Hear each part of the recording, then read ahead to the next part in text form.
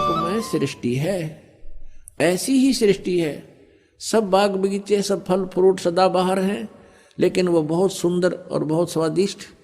वो कभी वहाँ पतझड़ नहीं आती, कभी गर्मी नहीं होती, ना सर्दी होती, बसंत जैसा मौसम रहता है, और कोई भी वहाँ वर्द नहीं होता, सदा युवा रहते हैं। वो ऐसा शरीर है, उसमें राग द्वेष नहीं होता। वहाँ ऐसी व्यवस्था है कि वहाँ किसी प्रकार का भी कोई बंटवारा नहीं है, और सभ्य लोग हैं, हंस व्यक्ति हैं, वहाँ पर हंस आत्मा है।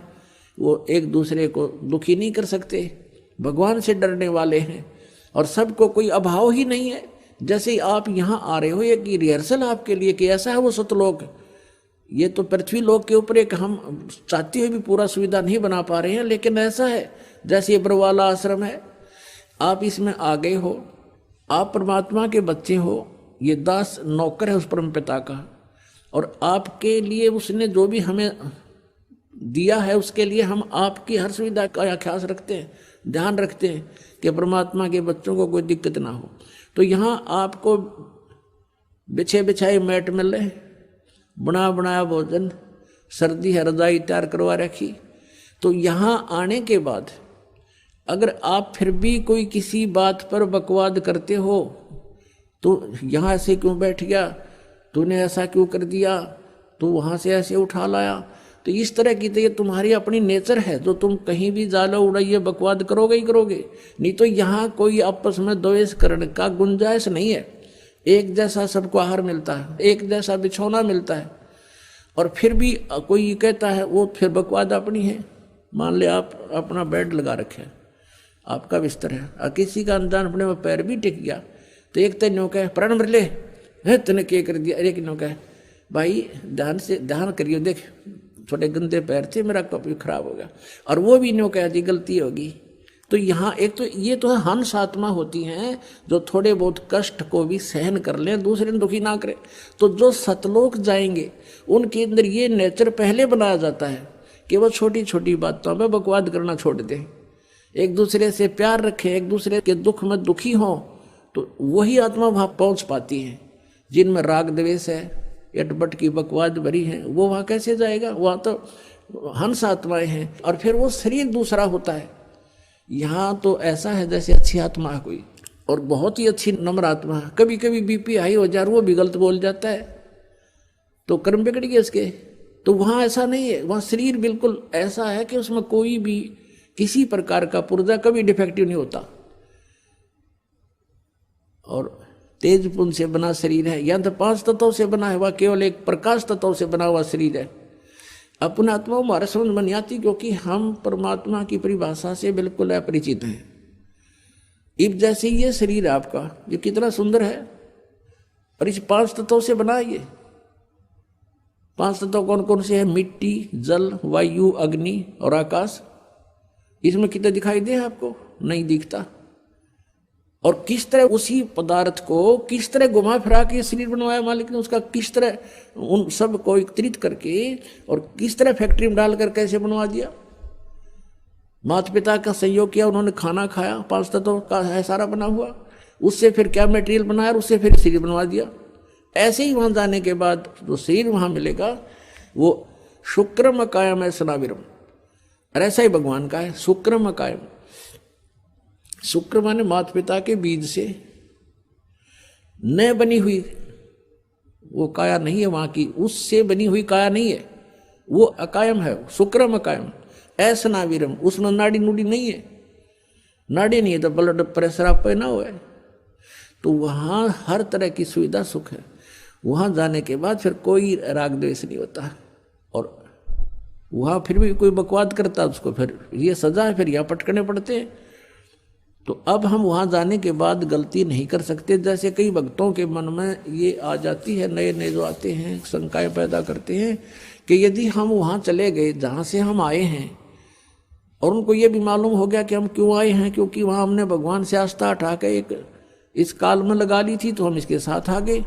तो वो कहते हैं कि यदि हमारे वहाँ जाने के बाद फिर यह समस्या होगी, हमसे कोई गलती होगी, तो हम फिर वापस आ जाएंगे। बिल्कुल आ जाओगे, लेकिन वहां जाने के बाद आप फिर गलती कर नहीं सकते।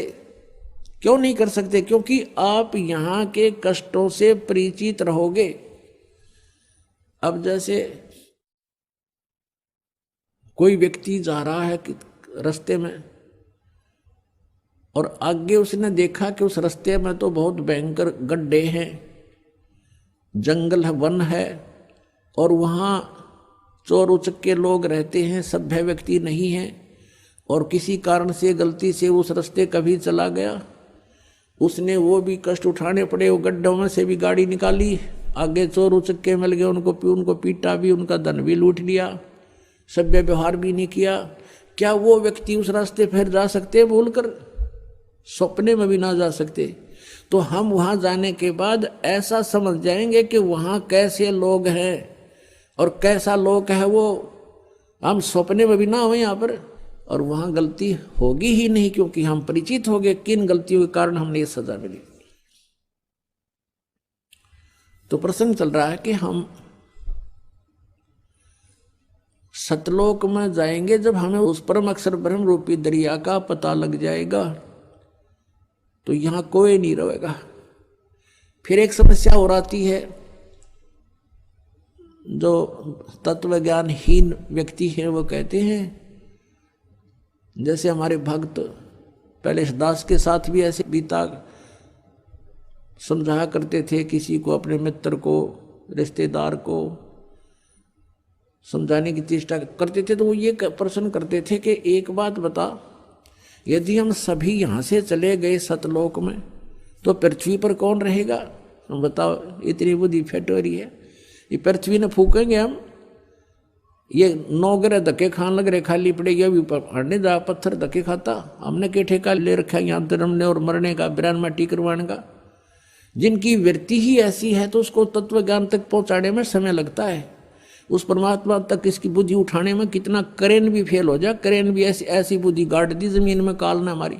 तो इस गड़ी हुई बुद्धि को, गड्ढे में डाल रखी इस बुद्धि को अज्ञान के कारण, अब इसको ऊपर उठाना, तो इतना दास का प्रयत्न हो रहा है, इस सदग्रंथ समझाना, तत्व ज्ञान से परिचित करवाना, जब जाके ये थोड़ा सा ऊपर को उछलने लगती है।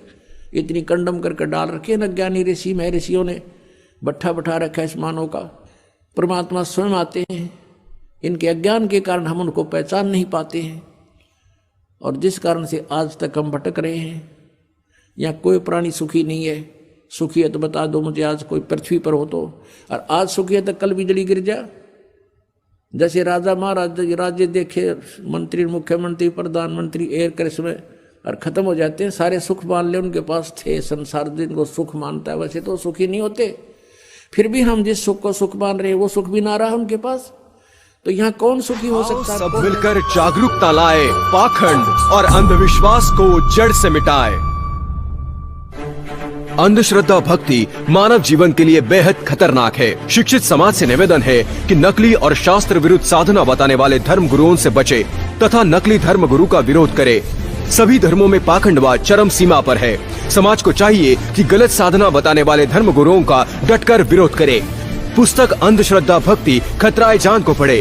हमारे इस वेबसाइट पर जाकर इस पुस्तक को निःशुल्क पाए, या फिर आपका पूरा नाम, पता और फोन नंबर इन नंबरों पर